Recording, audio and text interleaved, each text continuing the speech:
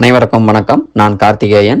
Kanshika click YouTube channel மூலியமாக உங்களை மீண்டும் சந்திப்பதில் பெருமகிழ்ச்சி அடைகிறேன்.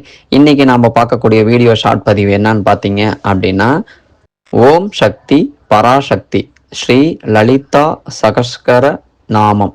ஸ்ரீ லலிதா சகஸ்கர நாமம் இன்று நாம் அறிந்து கொள்ளும் திருநாமம் என்னன்னு பார்த்தீங்க அப்படின்னா, சர்வ சக்தி மாயி.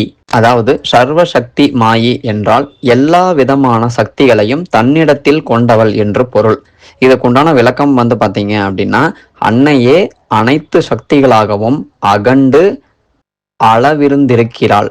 அன்னையின் பல்வேறு வடிவங்களாகி பண்டாசுரனை வதைத்த தேவியரெல்லாம் பராசக்தியின் பல வடிவங்களே.